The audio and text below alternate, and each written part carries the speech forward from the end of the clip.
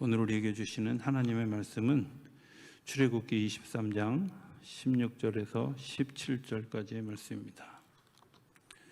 출애굽기 23장 16절, 17절의 말씀. 이 계시의 말씀을 봉독하는 동안에 살아계신 하나님의 음성을 친히 들으실 수 있게 되기를 바랍니다. 맥주절을 지키라. 이는 내가 수고하여 밭에 뿌린 것의 첫 열매를 거둠이니라. 수장절을 지키라. 이는 내가 수고하여 이룬 것을 연말에 밭에서부터 거두어 저장함이니라. 내 모든 남자는 매년 3번씩 주 여호와께 보일지니라.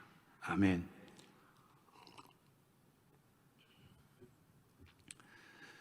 할렐루야.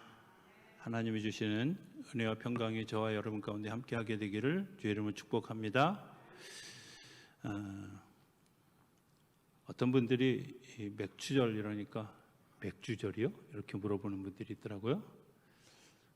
못 들으셨나요? 웃는 대목인데 안 웃으시는. 맥주절은 오늘 성경에 나와 있는 것처럼 내가 수고하여 밭에 뿌린 것의 첫 열매를 거두는 것이다. 첫 번 것이 얼마나 소중한가 하는 것들 우리는 잘 알죠. 이게 단순히 기독교에서뿐만 아니라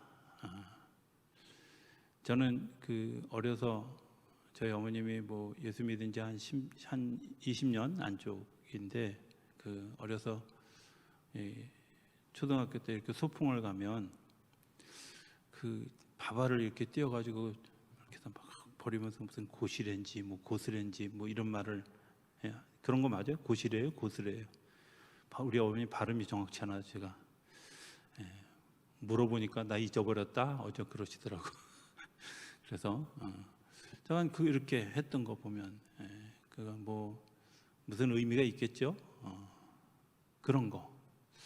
또 전래동화나 또 서양에서 만든 그런 여러 동화 가운데 보면 그 괴물들은 꼭 왜 처녀들만 그렇게 좋아하는지 몰라. 그죠? 그런 거 생각해 보면 첫 것에 대한 것들은 단순히 기독교에만 있는 이야기는 아니라고 생각이 되어집니다. 뿐만 아니라 다른 날은 다 생일이라고 얘기하면서 첫 번째 생일은 첫 돌이라고 이렇게 얘기하잖아요. 의미가 있는 것이죠. 저는 사실 이 첫 예물에 대해 첫 열매에 대한 희생양 중에 하나이긴 한데 우리 아버님은 당신이 목회를 하다가 중간에 그만두시면서 내가 첫 번 낳은 자녀는 하나님께 드리겠다고 상의도 안 하고 결혼도 안 했는데 언제 결혼할지도 모르는 미궁 상태에 있을 때 내가 첫 예물, 첫 자녀는 하나님께 드리겠다고 그렇게 약속을 하셨대요. 그러니까 제 의견이나 제가 가진 마음이나 품성이나 이런 거 상관없이 그냥 하나님께 드려진 첫 번 예물이기도 하잖아요. 뿐만 아니라 시골에서 목회를 하다 보면 첫 예물입니다 그리고 믿지 않는 사람들도 우리 밭에서 따온 첫 것입니다 그러고 교회 가져오는 분들이 있어요. 시골 사신 분들은 아마 한두 번 경험하셨을지도 몰라요. 그 첫 것, 왜 그렇게 첫 것을 소중하게 여길까 이런 생각을 해보게 되었습니다. 이제 아주 쉽게 생각해 보면 이런 거 아니겠습니까? 우리가 처음 교회 나올 때 그때 느낌 어떠셨어요? 저처럼 아예 태어나기 10달 전부터 교회 어머니 뱃속에서부터 교회 다니는 사람들은 좀 다르긴 하지만 중간에 예수 믿지 않다가 교회 처음 나와서 들어올 때 그 어색함,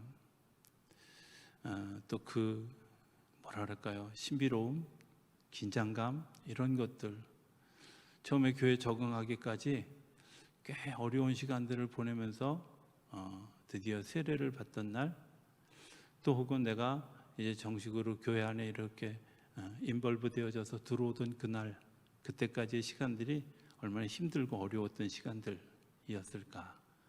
이런 것을 생각해 보면 첫 번에 열매가 맺어지는 일이 그렇게 쉬운 일은 아니라고 생각이 되어집니다.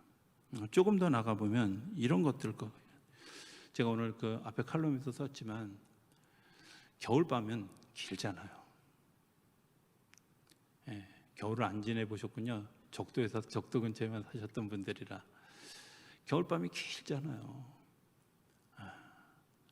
언제 새벽이 올지 모르는 그 깊은 밤을 지나면서 새벽이 과연 올까?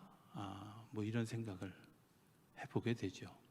우리 인생에 혹독한 겨울밤을 경험해 본 일들은 아마 그런 분들이 있을 거라고 생각이 되어집니다. 정말 이 시간이 끝나고 나에게 웃을 수 있는 기쁨이 있는 날이 올까? 이런 것에 대한 두려움, 염려, 이런 것들이 있지 않겠어요?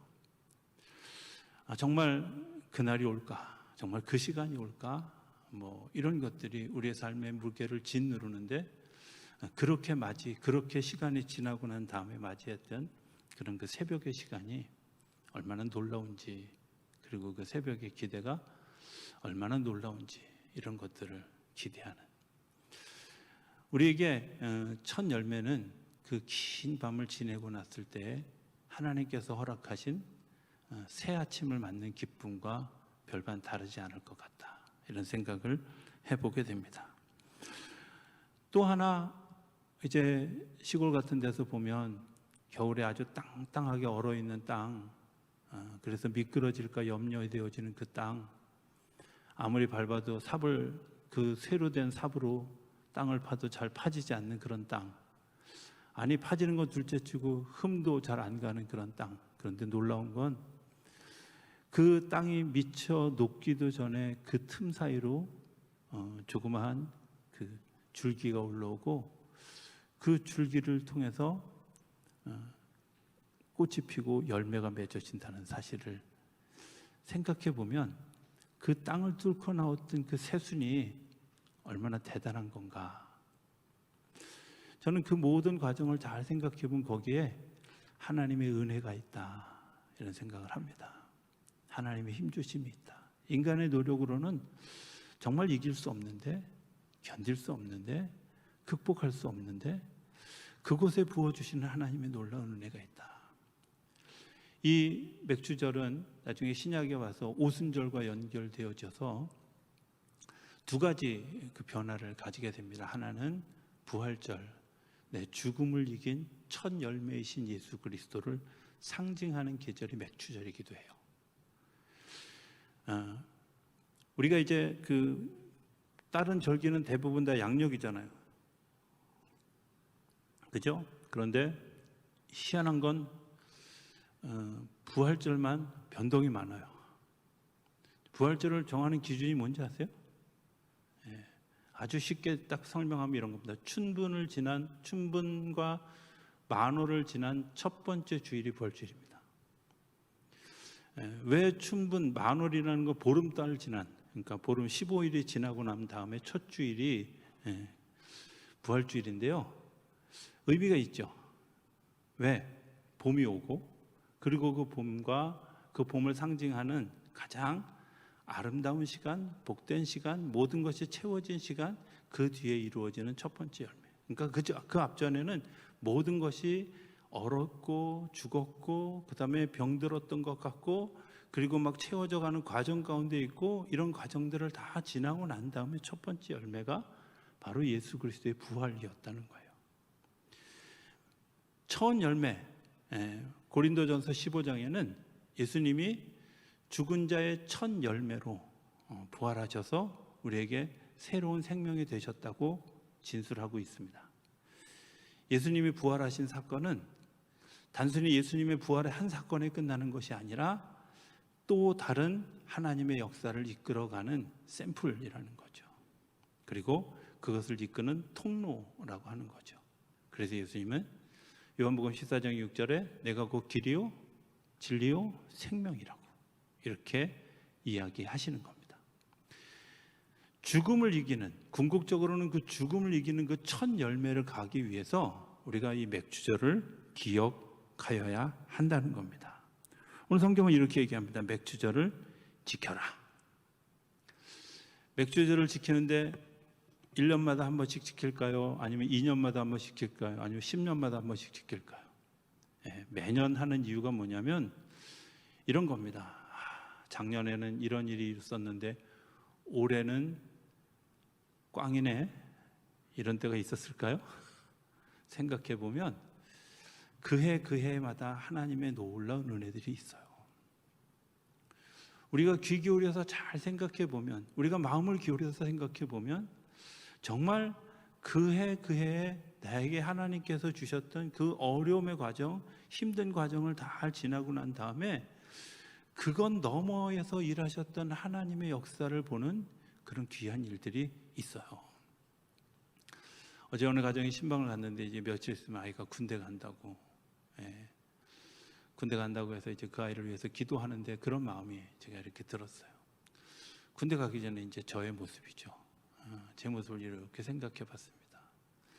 제가 그때 이런 기도를 했던 것 같아요. 하나님, 집 가까운데 떨어지게 해주세요. 그때 연애 중이었는데 혹시라도 그 연애하는 대상이 고무신 거꾸로 신을까봐 언제고 가까운 데도 탈영할 수 있게, 이러면 안 되는데 잠깐 어쨌든 그런 마음. 그다음 두 번째는 편하고 싶은 마음에서 군종병 되게 해주세요, 이런 기도했어요. 근데 하나님이 하나는 들어주셨고 하나는 안 들어주셨어요. 가까운 데 있었어요. 일단 뭐 금천이 있었으니까 가까운 거잖아요. 1시간이면 달려올 수 있는 거리니까. 두 번째는 군종병이 되길 기도했는데 안 들어주시더라고요. 왜 이건 안 들어주셨을까? 제가 돌이켜 생각해 보니까 군종병이 되었으면 할 수 없는 일들을 하나님이 하게 하셨어요. 제가 군대 가서 연극을 배웠어요. 3개월 동안이나.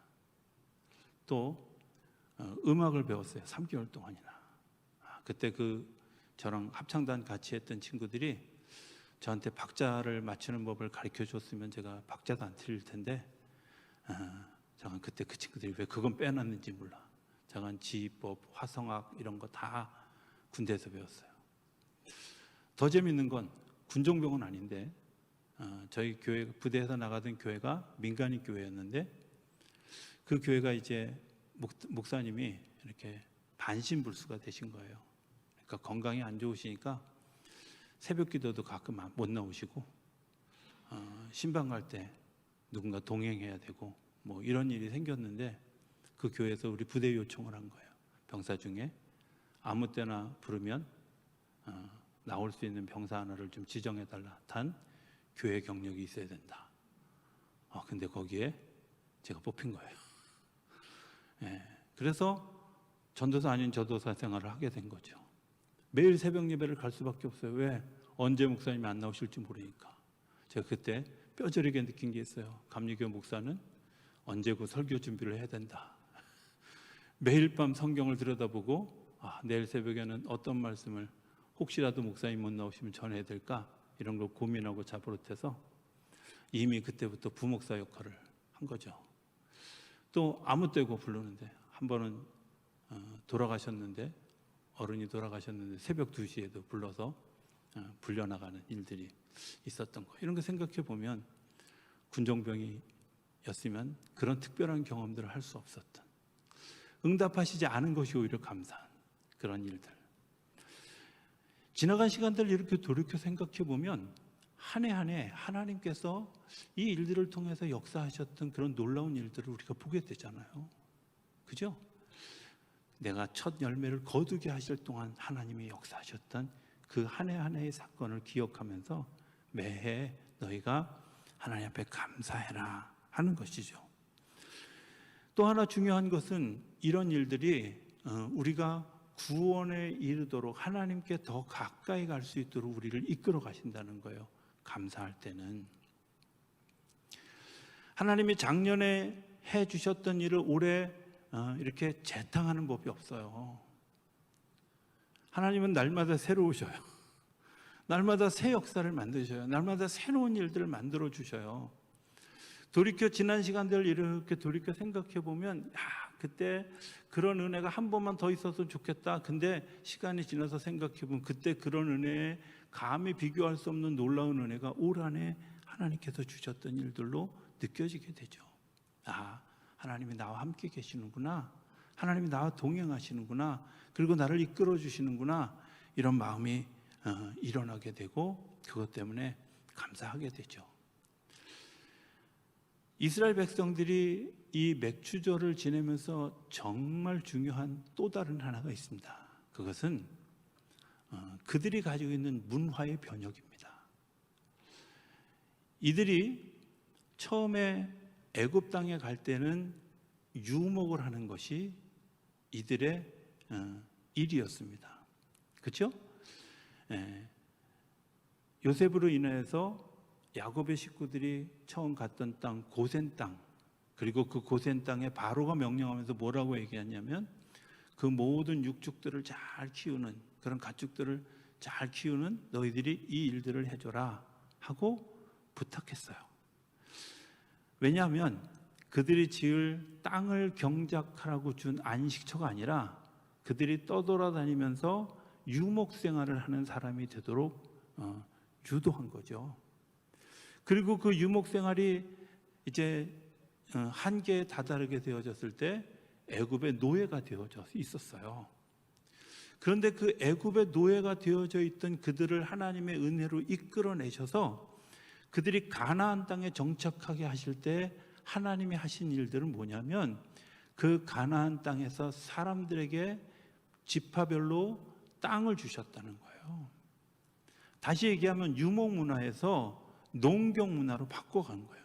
유목 문화와 애굽의 종과 그리고 광야에 40년을 지낸 농사 지을 수 없는 그런 그 떠돌이 같은 삶을 지나는 동안에 하나님께 감사했던 그 사람들이 결국 마침내 40년이 지나고 난 다음에 가나안 땅에 들어가서 가나안 땅에서 첫 번 열매를 하나님 앞에 드리면서 어떤 생각을 했을 것 같아요? 야, 이제 우리도 안식처를 하나님이 주셨구나. 이제 우리에게도 떠돌아다니면서 유목하는 사람이 아니라 누군가의 강요에 의해서 내가 농사를 짓는 혹은 집을 짓는 그런 사람이 아니라 이제 내가 심을 수 있는 은혜, 그리고 그것을 관심하며 기도할 수 있는 은혜, 가꿀 수 있는 은혜, 그리고 열매를 보는 것으로 인하여 기뻐하는 은혜를 누리게 되는 거죠. 인생을 시작하면서 사실은 대부분의 사람들이 방황하는 데서부터 시작하잖아요. 내가 정말 안식처가 없는 그런 그 삶의 자리에서 시작하잖아요. 뭘 해도 늘 불안하고 힘들고 그런 어린 시절을 지나고 난 다음에 나도 모르게 종이 되어지는 시간들을 지내게 됩니다. 때로는 자기를 자랑하고 싶어하는 그런 그 자기 만족의 종이 되기도 하고요. 때로는 쾌락이라는 것의 종이 되기도 하고, 때로는 내가 돈을 번다고 하지만 돈의 노예가 되기도 하고. 그런데 그런 우리를 불러주셔서 하나님께서 믿음이라고 하는 그 첫 열매를 거두게 하시면서 우리로 하여금 하나님의 은혜로 살아가는 일이 이 노예로 살아가는 것보다, 이 나그네로 살아가는 것보다 더 복되고 평강이 있고 기쁨이 있다는 사실을 알게 되죠. 이것이 첫 열매를 드리는, 하나님께 첫 열매를 드리는 맥추절이 가지는 굉장히 중요한 의미입니다. 올 한 해를 살아오는 동안에 여러분들에게 어떤 변화가 있었습니까? 저는 우리 성도들이 이런 변화가 일어나게 되기를 오늘부터 시작하는 140일의 감사 행전을 통해서 이제 유목민에서, 노예에서 하나님께서 거주하는 기업의 풍성함으로 이루어지는 그런 그 과정이 시작되지 않았더라도 오늘부터 그 일이 시작되어지게 되기를 기대합니다. 그리고 기도합니다. 그리고 그 일들을 통해서 정말 하나님이 우리에게 자유 주셨다고, 우리에게 정말 평강을 주셨다고, 우리 기쁨을 주셨다고 날마다 감사할 수 있는 일들이 우리 가운데 일어나게 되기를 기대합니다. 오늘 첫 열매를 감사하는 여러분들, 이 첫 열매가 시작이 되어져서 이제 우리의 삶에 이루어 가시는 하나님의 안식과 평강과 기쁨을 누리는 일들이 우리 가운데 날마다 이렇게 새롭게 되어지게 되기를 주의 이름으로 축복합니다.